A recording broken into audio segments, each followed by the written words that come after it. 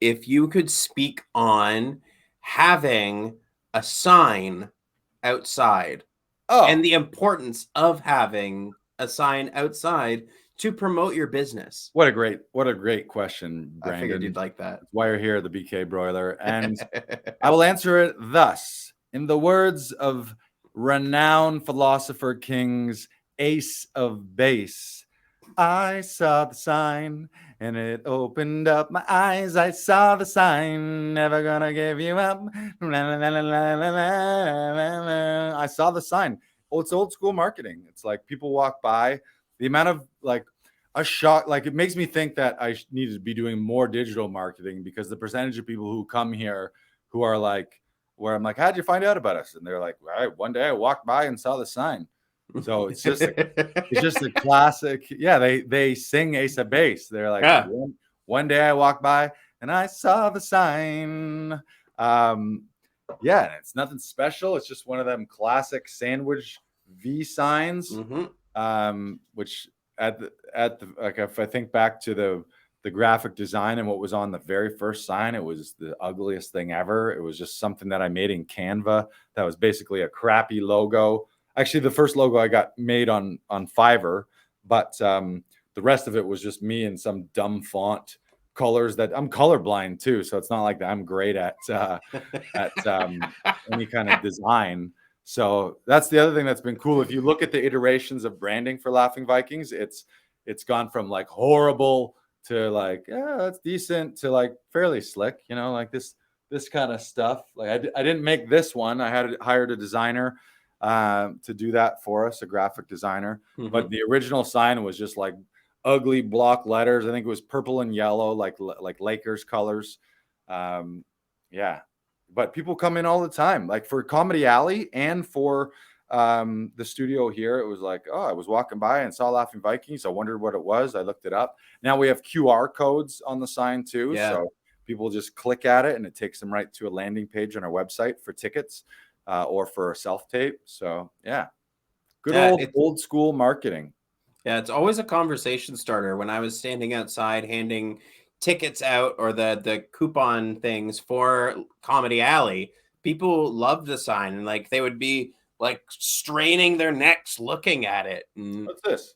yeah, What's well, what's this? going on here? And You guys, you got something interesting up there?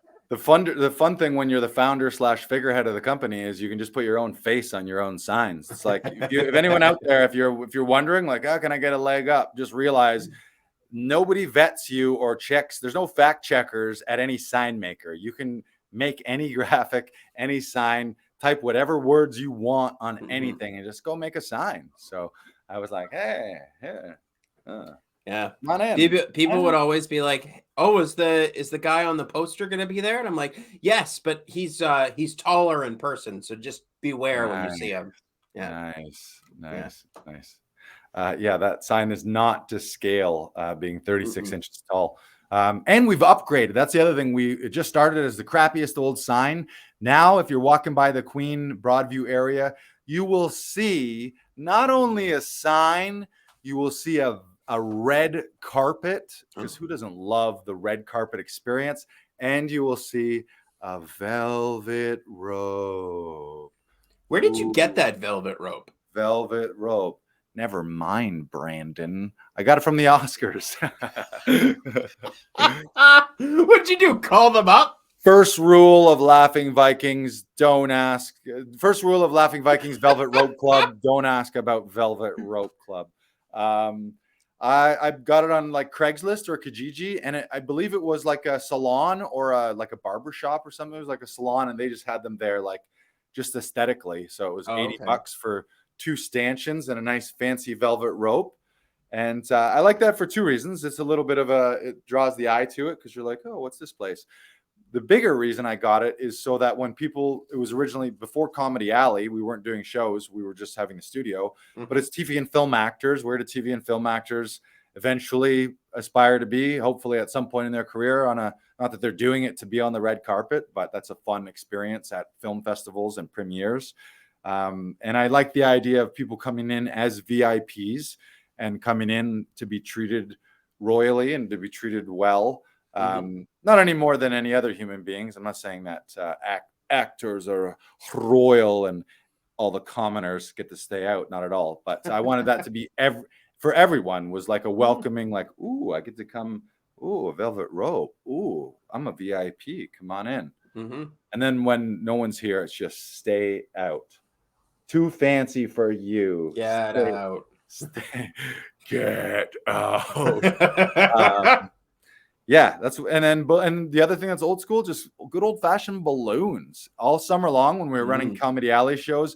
So it'd be a busy sunny day, people walking by, seeing the red carpet, seeing the velvet rope, seeing the sign, and then we put balloons on there, and I would put a big happy face, big smiley face, a wacky comedy balloon, and on the back it would say like show 9 p.m. So people are like, what is this place? This is a wacky emporium of balloons and velvet ropes is what it is. Now, Lars, I want you to take a deep dive with me. What makes a comedy wacky balloon?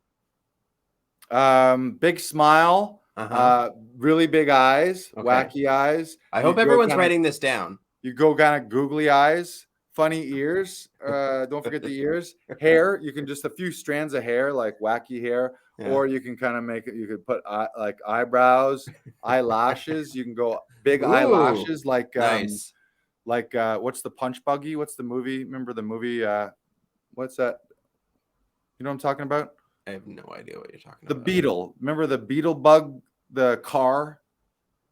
Like, and it was like the show, like Beetleborgs? No, the show, the movies, the Disney like movies the Power Ranger Beetle type thing. No, Brandon, no! Don't make me yell at you on a podcast, guys. You know somebody saying in the comments right now. It was the Punch Buggy, like the I think it was like a car, a Volkswagen Beetle, the bug. There's movies. There's like fucking 3 movies about him.